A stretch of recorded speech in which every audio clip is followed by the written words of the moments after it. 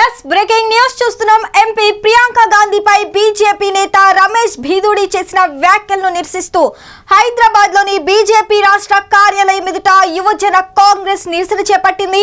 యువజన కాంగ్రెస్ రాష్ట్ర అధ్యక్షుడు శివచరణ్ రెడ్డి నాయకత్వంలో కార్యకర్తలు ర్యాలీగా బీజేపీ కార్యాలయం వద్దకు వచ్చారు.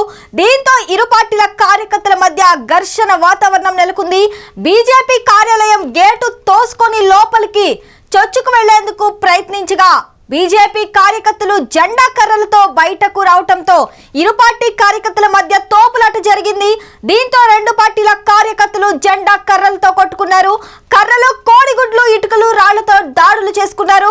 పరిస్థితి అదుపు తప్పడంతో పోలీసులు జోక్యం చేసుకొని రెండు పార్టీల కార్యకర్తలు చెదరగొట్టారు. ఈ ఘటనలో పలువురు కార్యకర్తలకు సిఐ ఇమాన్యుయల్కు గాయాలయ్యాయి. బీజేపీ కార్యాలయం ముట్టడిని నిరసిస్తూ బీజేవైఎం ఏబీవీపీ కార్యకర్తలు గాంధీ భవన్ ను ముట్టడించారు. కాంగ్రెస్ పార్టీ ఫ్లెక్సీలను చించివేశారు. వారిని పోలీసులు అడ్డుకోవడంతో ఇరువురి మధ్య తోపులాట జరిగింది. దీంతో ఆందోళనకారులను పోలీసులు అదుపులోకి తీసుకోవడంతో పరిస్థితి సద్దుమణిగింది. మరిన్ని లేటెస్ట్ అప్డేట్స్ కోసం చూస్తూనే ఉండండి నెంబర్ 1 న్యూస్. సామాన్యుడి చేతిలో సామాజిక అస్త్రం.